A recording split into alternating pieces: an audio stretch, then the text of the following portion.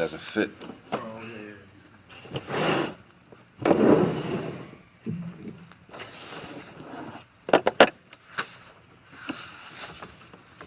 Bismillah ar-Rahman. Alhamdulillahi Rabbil Alameen. Wassalatu wassalamu ala ashraf al-anbiya'i wal-mursaleen. Nabiyyina Muhammad wa ala alihi wa sahbihi ajma'in amma ba'du. So today, inshallah, last week we read from Bulugh al-Maram, Kitab al-Jami'. But last week's chapter were the manners that the Prophet ﷺ warned us to stay away from. We spoke about zulm, oppression. And the way this book is laid out, chapter-wise, I think we did maybe 2 or 3 hadith from those things the Prophet ﷺ told us to stay away from. The chapter after that is a chapter containing the adab that the Prophet ﷺ advised us to take on. How should we behave? The positive. For the chapter before, it tells us what we shouldn't do, how we shouldn't behave. And this chapter discusses how we should behave. And it's called Bab al-Targhib fi Makarim al-Akhlaq. The chapter of al-Targhib. Al-Targhib is to seek out something. Raghaba fi. If somebody has some raghba, they have a desire to do something, they seek it, they try to get to it. So in this chapter, it's an encouragement for a Muslim to behave with these characteristics, with these traits that the Prophet ﷺ described in these hadith. So it says, Bab al-Targhib fi Makarim al-Akhlaq. Makarim al-Akhlaq. In this explanation from Sheikh Salih Fawzan, Hafidhullah. Jam'ul maqrama, al-shay' wa-shay'ul kareem. Something that is honorable. So these manners or these characteristics or these traits that he's going to mention, these are honorable traits that the Muslim and the Muslimah are supposed to try to implement in their behavior practice. That's how we're supposed to behave. The first hadith we'll talk about is عن أبي درداء رضي الله عنه قال رسول الله صلى الله عليه وسلم ما من شيء في الميزان أثقل من حسن الخلق أخرجه أبو داود والترمذي وصححه. The Prophet ﷺ, he said in this hadith, he said, there's nothing heavier on the scales Yawm al-Qiyamah than good adab, good manners. There's nothing heavier on the scales Yawm al-Qiyamah than good manners. Shows the importance. Heavy hadith. Abu Dawood and Imam al-Tirmidhi. So he says in the explanation, هذا فيه فضل الحسن الخلق, which is clear. It shows the virtue and how important it is to have good manners, to have good behavior. And that statement is the statement of the Prophet ﷺ. That's not an explanation. That's not an explanation of the hadith. The hadith reads, ما من شيء في الميزان أثقل من حسن الخلق. There's nothing heavier on the scales than good mannerisms, having good behavior. So the Shaykh says, Hafidhullah, Husnul khuluqi sifatun yu'tiha Allahu Jalla wa Ala man sha'a min ibadihi. It's something that Allah Jalla wa Ala blesses a person with. Some people naturally may have nice mannerisms, but some people may have to work a little harder in order to achieve that level that the Muslim is supposed to behave with. So some of them are naturally, some people, mashallah, tabarakallah, naturally behave in a appropriate way for the most part. And some people, it may take a little more. And that could be for a lot of different reasons. Could be from upbringing, could be from their original location where they're from, their environment they were raised in. It could be a lot of different reasons. Either way, some people already have it in them naturally, and some people have to work a little harder. And some people may have both. They have some characteristics that are already in them naturally, but they have to work harder to achieve some of the other things that we were taught by the Prophet ﷺ. So he continues and he says, and he describes some of the characteristics. He says, فَيَتَعَامَلُ مَعَ النَّاسِ بِالرِّفْقِ. This is good adab. So he deals with the people gently. He's gentle with the people. Rifq. And there's another hadith of the Prophet ﷺ that says that gentleness was not put into something except that it beautifies it. The fact that people are gentle with one another. It's not something that shouldn't be looked at as something weak. The Muslim, we're supposed to behave according to what we're taught in the Quran and the Sunnah. In the Sunnah now, the Prophet ﷺ taught us that behavior, how to behave. We're not left up, we haven't been left to figure out how we're supposed to behave on our own. The Prophet ﷺ, he taught us.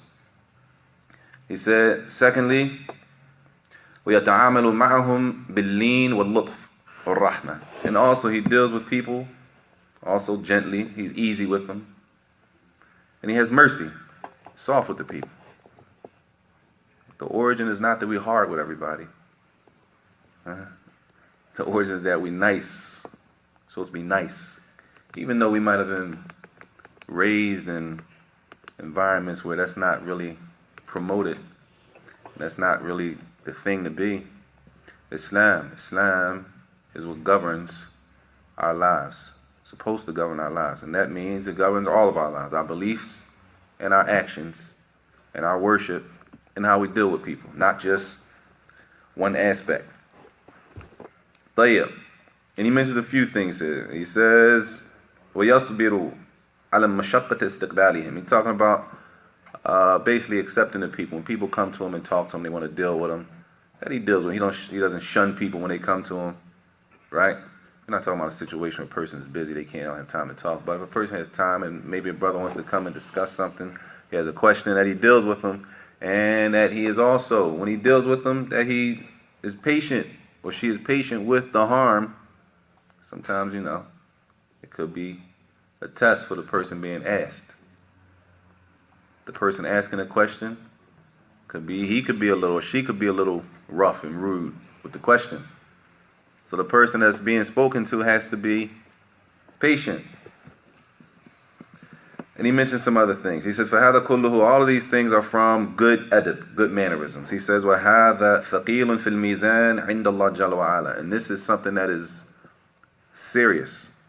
It has a great status with Allah Jalla wa'ala. Just as Allah said, He said, وَلِهَذَا أَثْنَى عَلَى النَّبِيِّ عَلَيْهِ الصَّلَاةُ وَالسَّلَامِ بِقَوْلِهِ وَإِنَّكَ لَعَلَى خُلُقٍ عَظِيمٍ. And this is why Allah Jalla wa'ala, He praised the Prophet sallallahu alaihi wasallam in the Quran.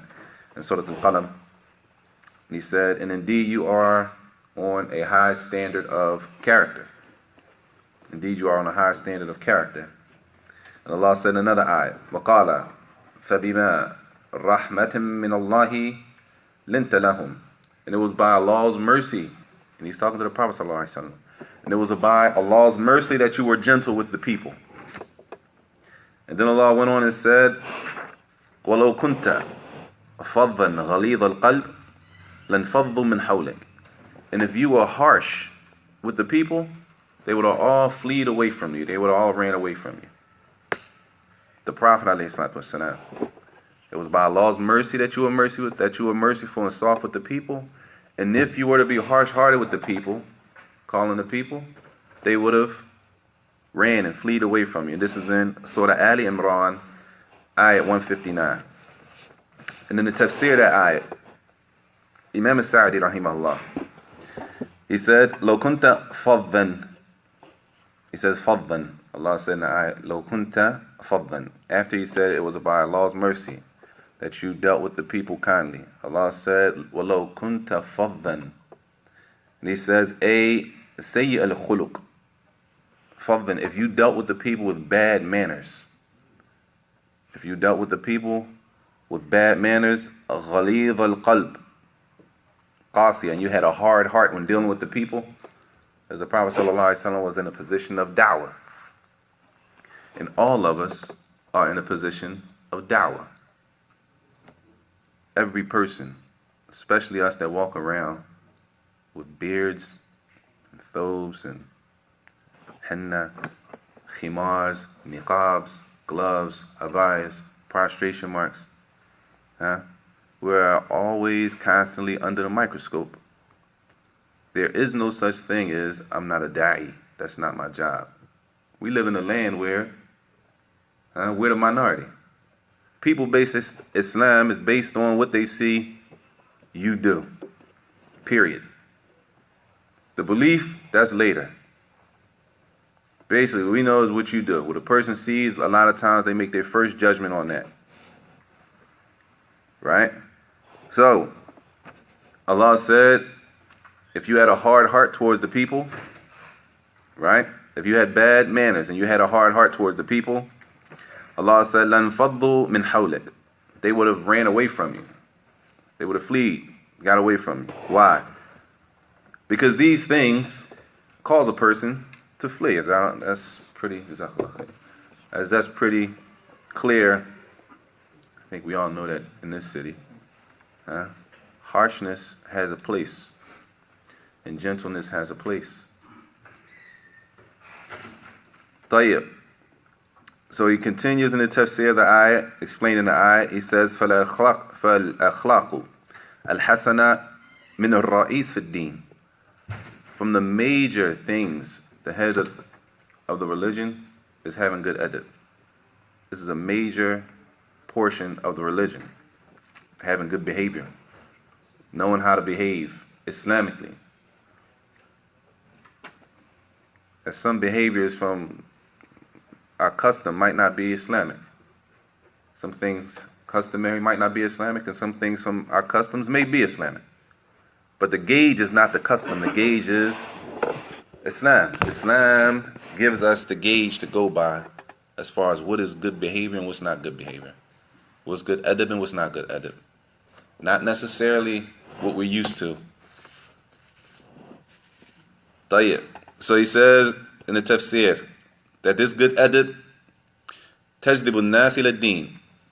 It causes people to be attracted to the religion.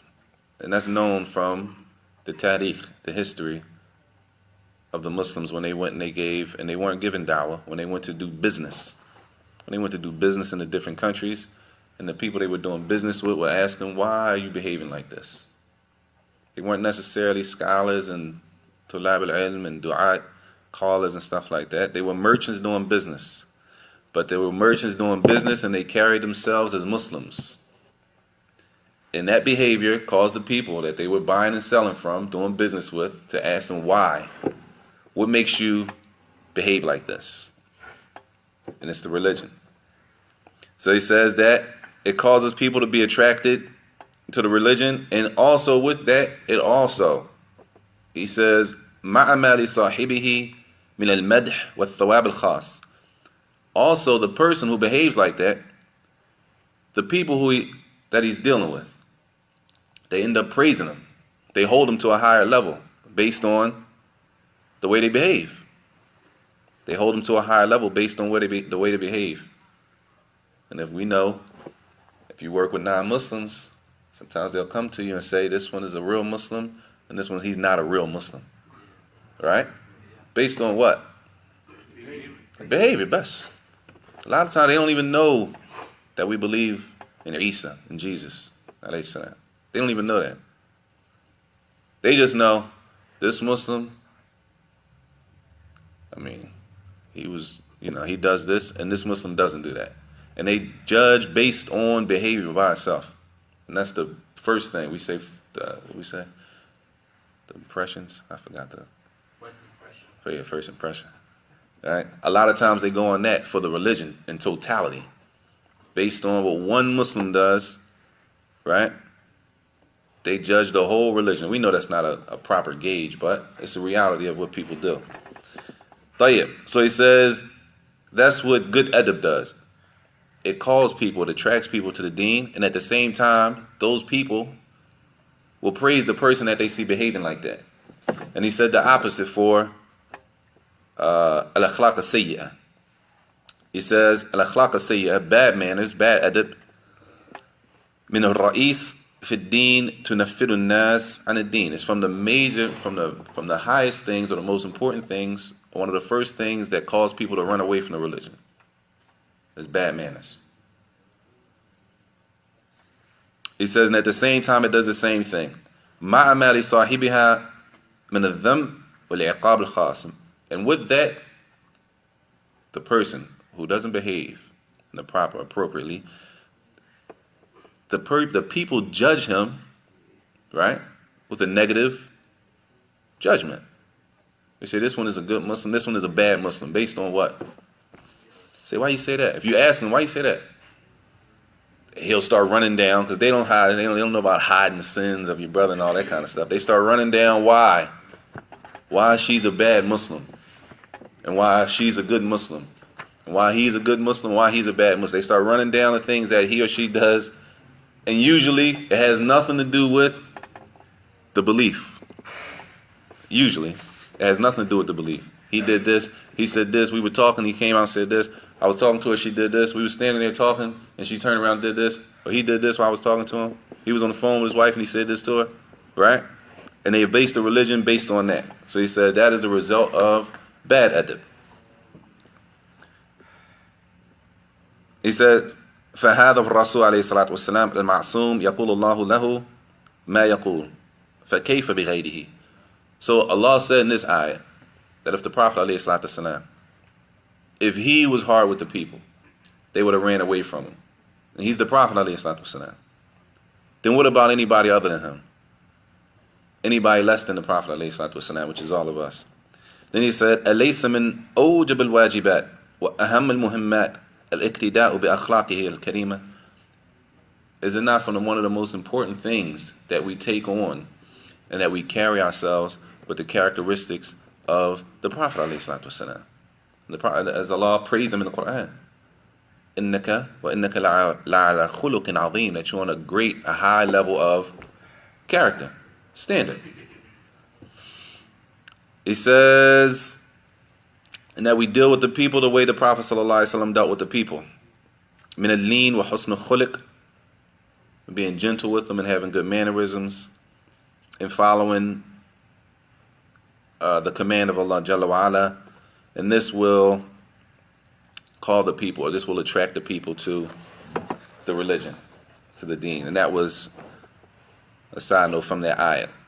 And this is still the hadith where the Prophet ﷺ said the heaviest thing on the scales Yawm al-Qiyamah is good adab. So now Shaykh Fawzan continues, he says, فَحُسْنُ الْخُلُقِ يَحْتَاجُ إِلَيْهِ الْعَالِمِ, that the scholar is in need of good adab, as he deals with many different types of students from different places, or he deals with many people coming to ask questions, and they may have different behavioral patterns based on where they're coming from. What da'i, and the caller, the person that's calling to Allah, that's relaying information about the religion of people. He has to have good adab, as these people are on the forefront of the religion. He says, وَالْآمِرُ بِالْمَعْرُوفِ وَالْآمِرُ بِالْمَعْرُوفِ, and the commander, the one who's commanding the good, has to have good adab. He has to behave himself or herself in the proper way. وَالنَّاهِ عَلَى الْمُنْكَرِ, the one who's forbidding the evil. It's a certain way you do that. It's adab when you do that.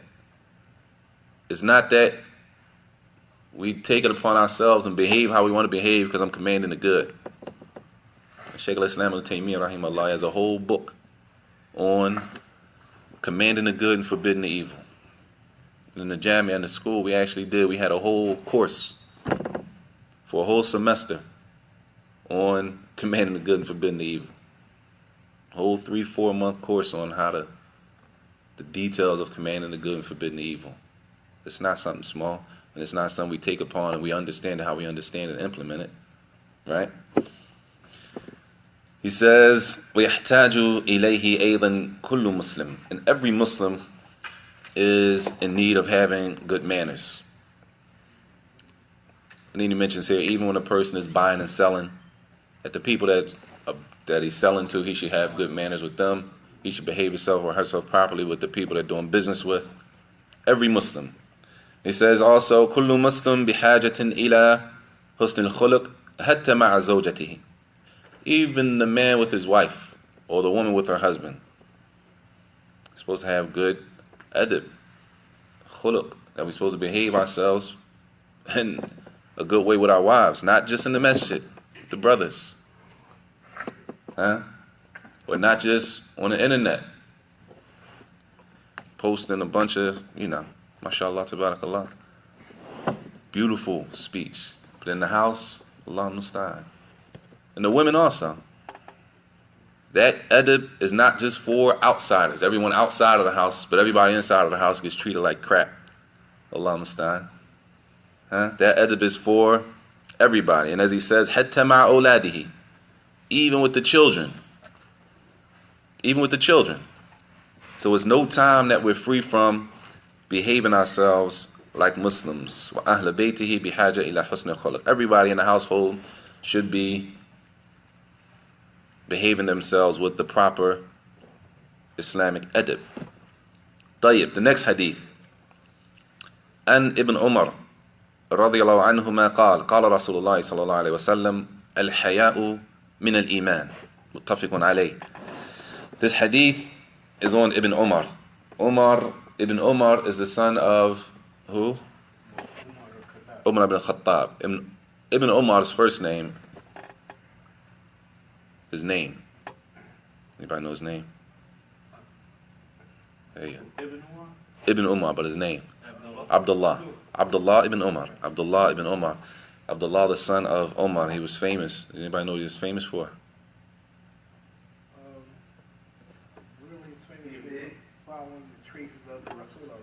There you are.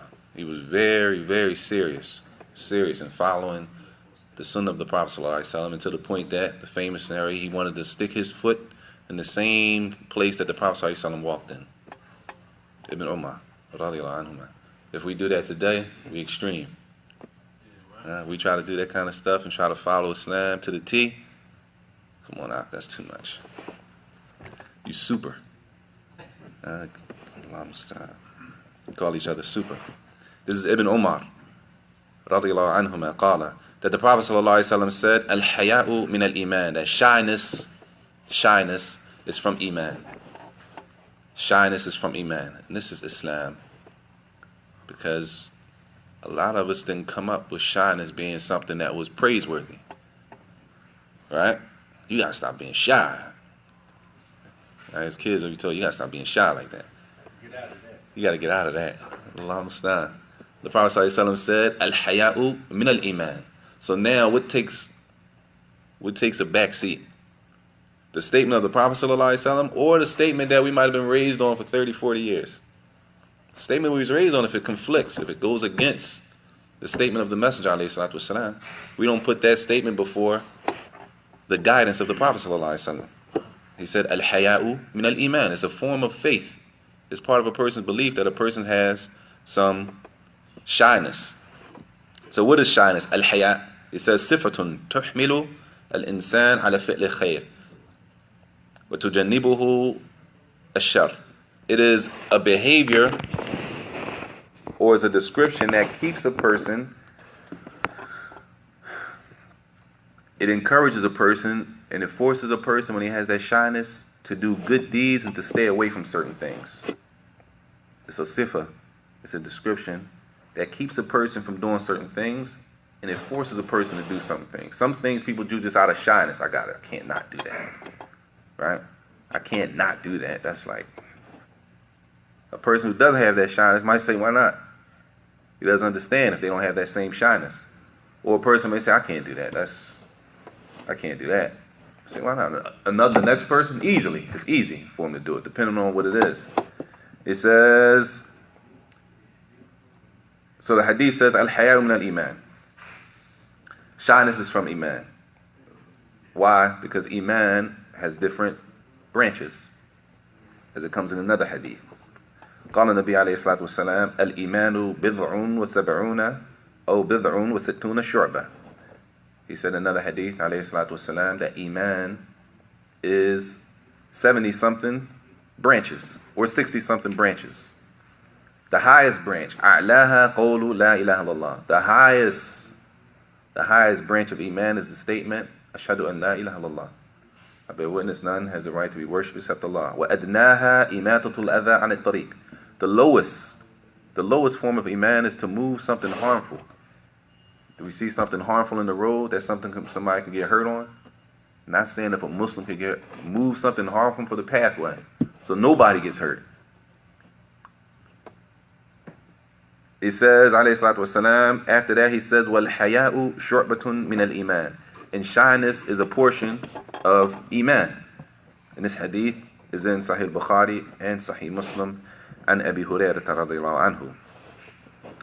So, الَّذِي لَا يَسْتَحِي. He says, the Shaykh,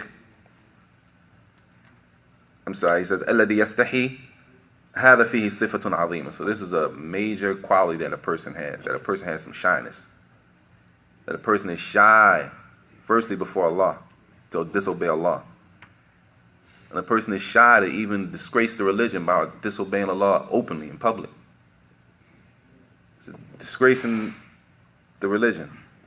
But first having shyness, not before Allah, not to disobey Allah, and to go and disobey Allah in public. So as-salamu al-afiyah. Why? لأن الحياء يمنعه مما لا يليق. Shyness will prevent a person from doing things that are inappropriate.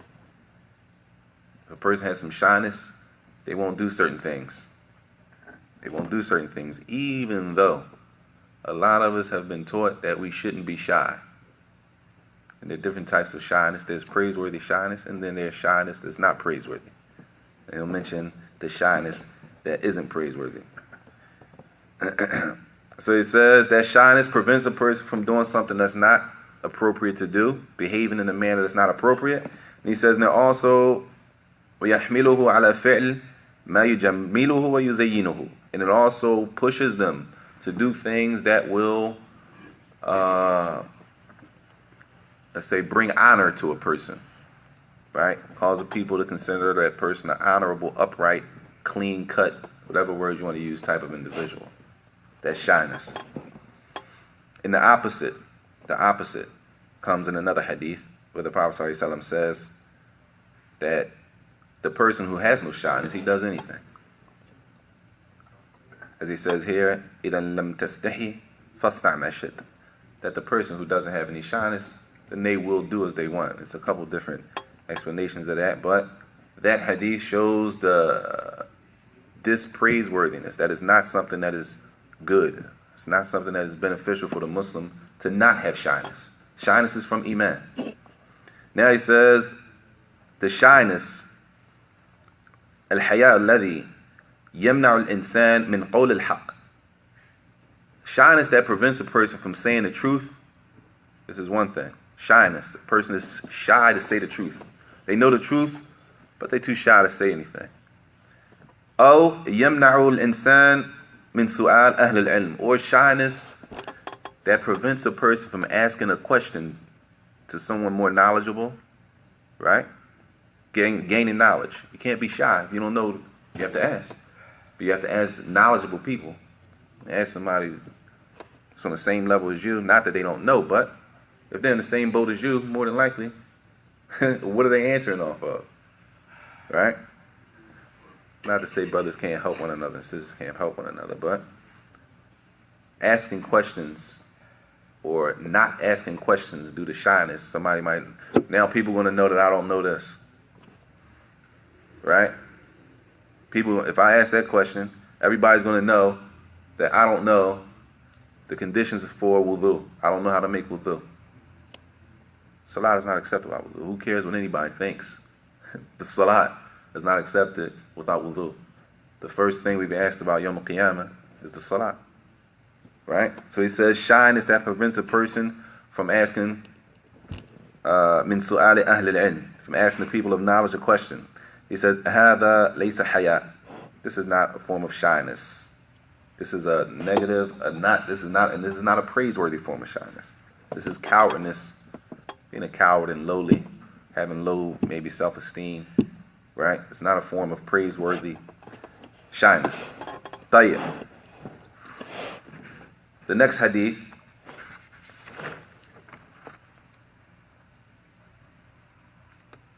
is عن عياد بن حمار رضي الله عنه قال قال رسول الله صلى الله عليه وسلم إن الله أوحى إلي أن تواضعوا حتى لا يبغي أحد على أحد ولا يفخر أحد على أحد أخرجه مسلم. The Prophet صلى الله عليه وسلم said, Allah revealed to me that I should be humble or have humility. حتى لا يبغي أحد على أحد, so that no person bad talks another person or speaks bad about another person to the end of the hadith, as he explained. So he said firstly that Allah revealed this to him. It's from wahi, as the sunnah is part of revelation. The sunnah is part of revelation. As Allah said in the Quran, that the Prophet ﷺ does not speak from his own desires, but he speaks from what has been revealed to him. So he said in this hadith that Allah revealed to him that, or to be humble, to have some type of humility and humbleness. أن تواضعوا وهذا أمر من الله. This is a command from Allah لعباده بالتواضع, to the slaves, that every person has some form of humility and humbleness with him. He says والتواضع هو عدم الكبر. What is humility or humbleness? It is the opposite of arrogance. It's the opposite of being arrogant or conceited. The opposite of that. طيب وأن يرى أن له منزلة فوق غيره من الناس, or that a person sees that he's better than everybody else. This is from arrogance. A person sees he's better than everybody else. بل يرى أنه من سائر الناس أو من أقلهم. But a person should see that if he knows his place and he has some type of humility, he knows he's like the rest of the human beings. If Allah blessed a person with something, that's a ni'mah from Allah. Not due to a person's own because of who you are. Allah gave me this because I'm fulan. He gave me this money or this wealth because I'm fulan. Allah gave me this, whatever it is. Put these women in my life because I'm fulan, or this man because I'm, right? But it's from Allah. It's from the side of people. And that thing, that blessing that we see as a blessing, it could be something for us, or it could be against us if we don't use it in the right way. And it could be something that's used against us Yawm al-Qiyamah. طيب. He says a person who does this, he said, وَقَدْ يَكُونْ غَيْرُهُ أَفْضَلُ مِنْهُ وَهُوَ لَا يَدْرِي. A person behaves like this, they think they're better than everybody else, and it's possible that other people are better than him or better than her, and they don't even know it.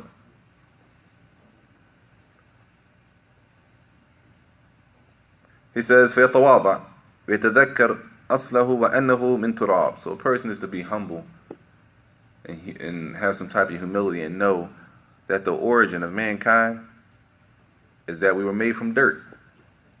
All of us. So how does a person think they're better than the next, and we all come from dirt? وَأَنَّهُ مَخْلُوقٌ مِنْ عَدَمٍ. And that he was made from nothing, that we were nothing, and Allah created us. Nothing. So how is it that we come and we think we're better than fulan based on a car?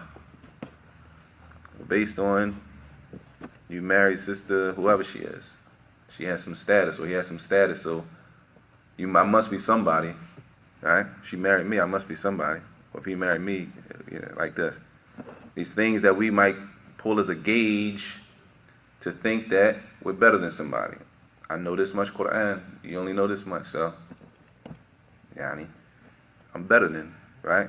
Things that may not possibly, they're not distinguishing factors. They're not determining factors that make a person better than the next person.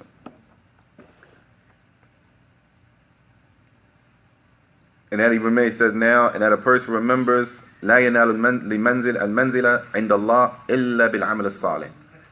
What raises a person is righteous actions. Which raises a person above another is righteous actions. قال تعالى إن أكرمكم عند الله أتقاكم. That the most honorable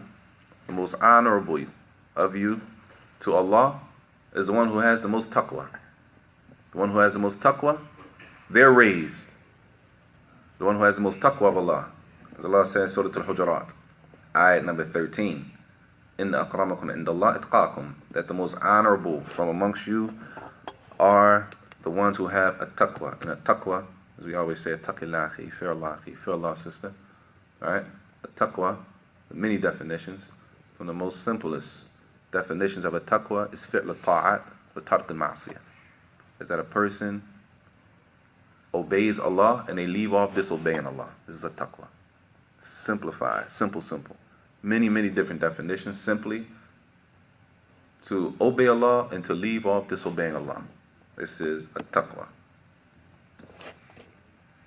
So a person remembers these things, that we're all created from dirt, that we're not better than the next, and that the Prophet ﷺ advised us,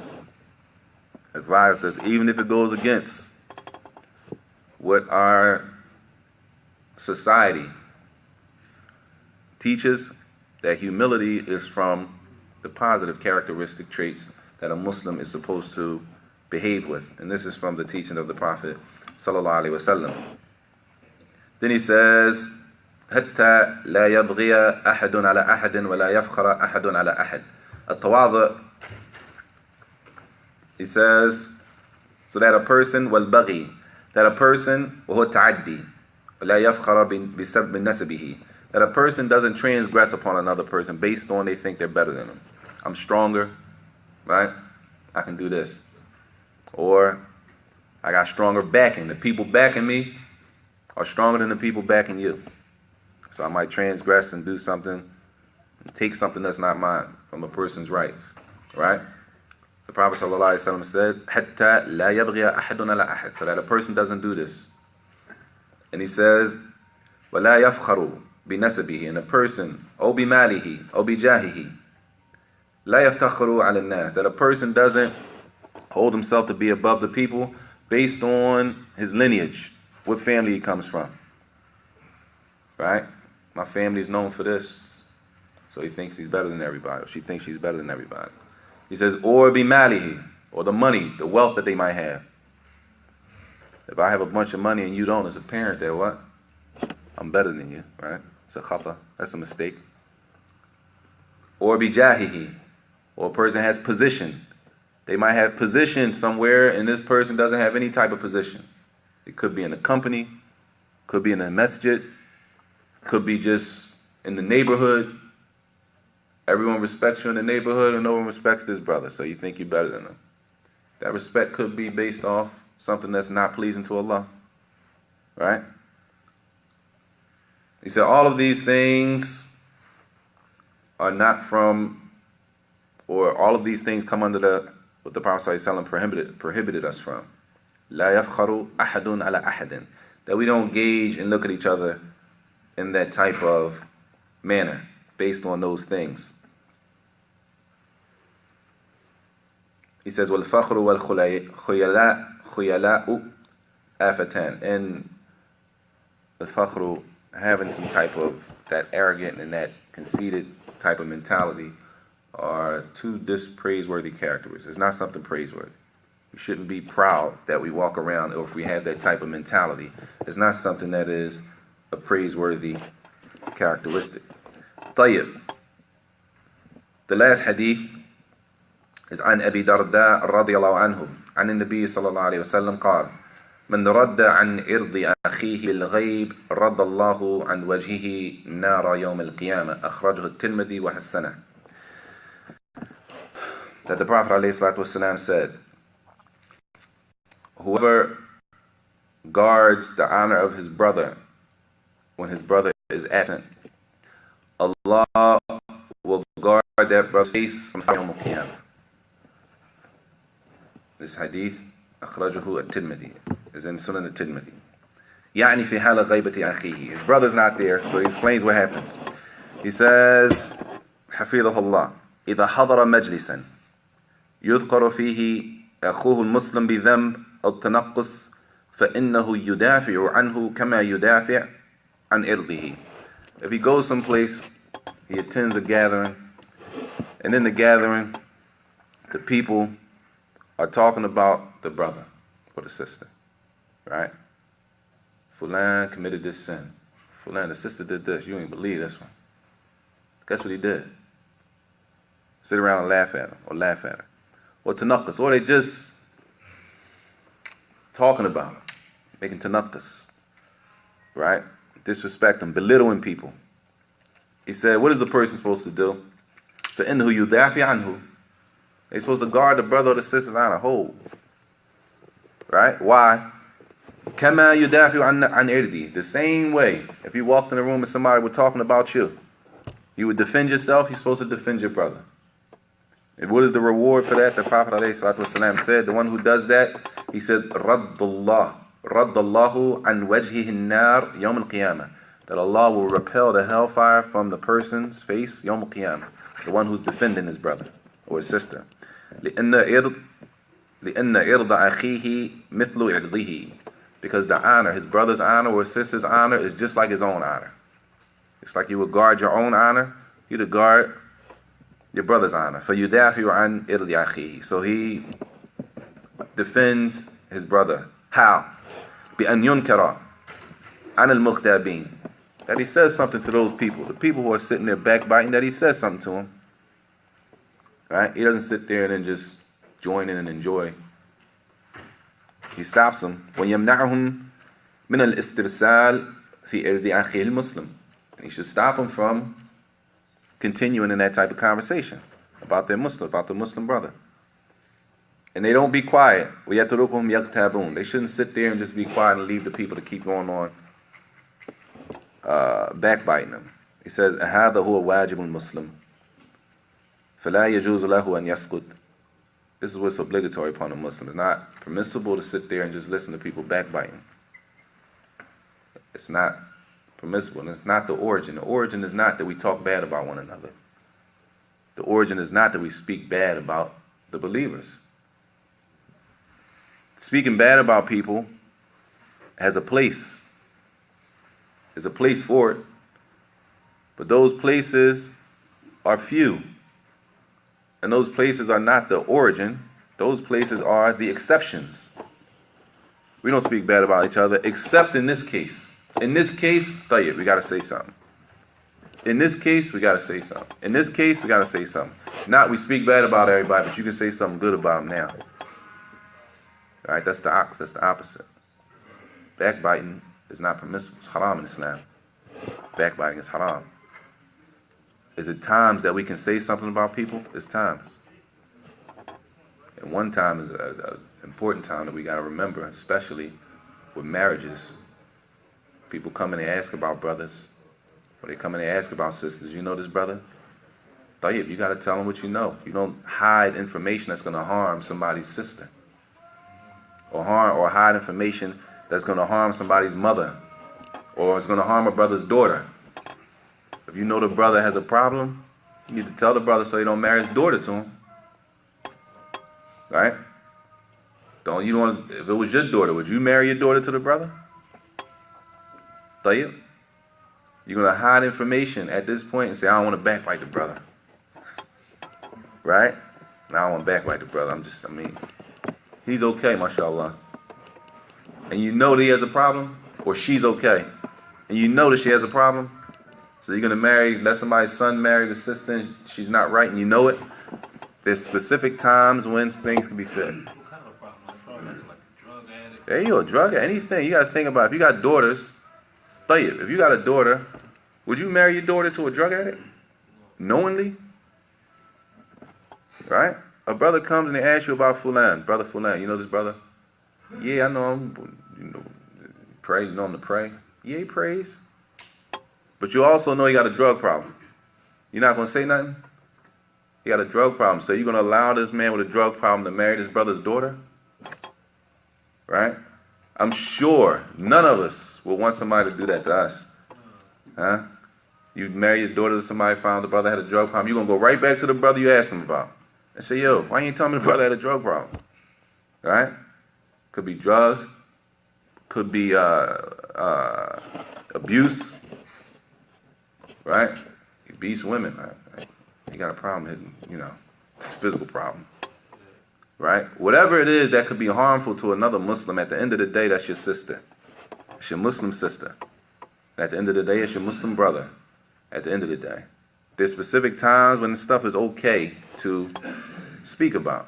But those are the exceptional places. Or a person is teaching people, some could be teaching them bid'ah, innovation, or could be teaching them disbelief. Right? And I said, I don't want to backbite the brother. He's a brother, real nice brother. Got good edit, he really carries himself. He invites me to his house all the time for dinner. So I don't want to backbite him. Right? But you know, there's a problem. Those are instances where it becomes okay to mention certain things, but that's not the origin. And that's not the origin. Tayyib.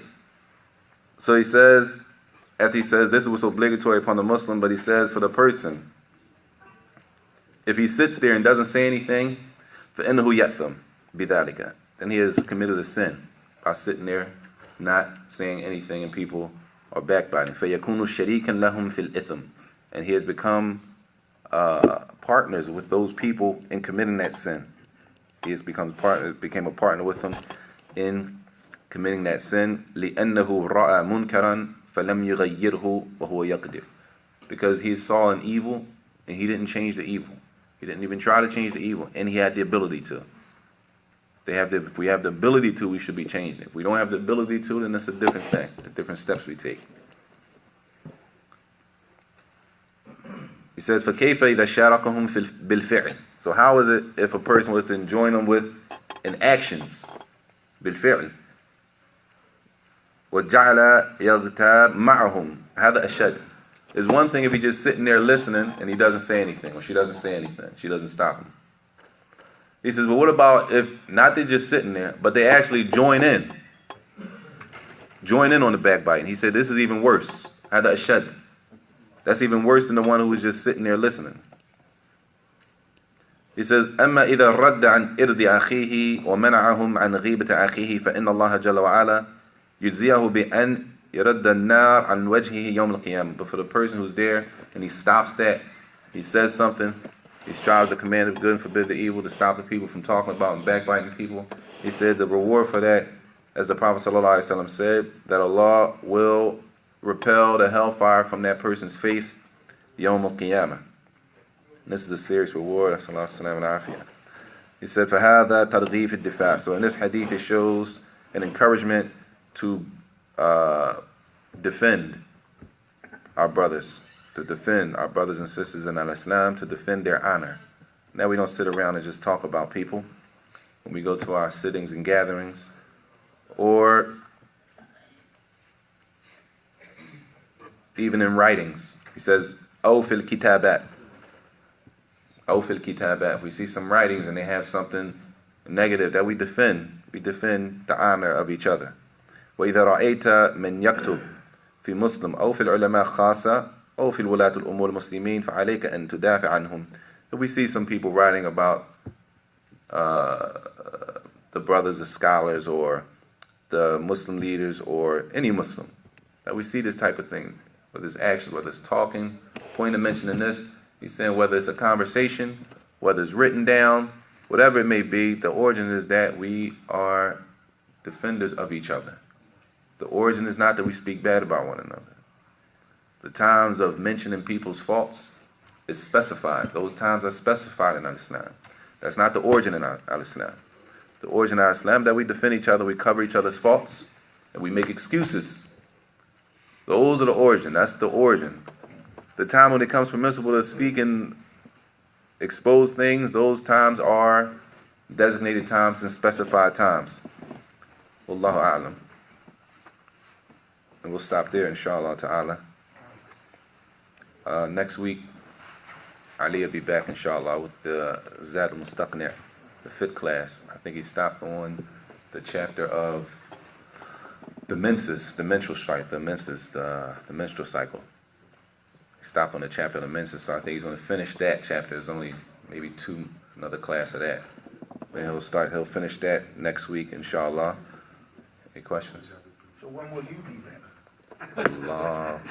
You know, my thing is this. Y'all get it started on something. Then you go away and somebody else comes. he doesn't fill the void that you already got it started on. طيب. I'd like to get a class from Ali, class from you too. Inshallah. We gotta speak. Inshallah, we'll try to talk to the brothers and set something up. Bi'idhnillah. Inshallah. Jazakallah khair. You said that get a dab out ways instead of everything when their judgment, right? Hey. What about La ilaha illallah? Of course, La ilaha illallah. as well? La. Oh. La. Of course, La ilaha illallah is. Because adab la yanfa if a person doesn't have shahada. No. Right? Sallallahu wa sallam wa barak ala nabiyyina Muhammad.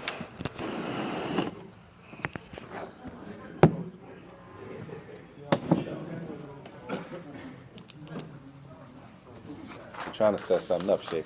Inshallah.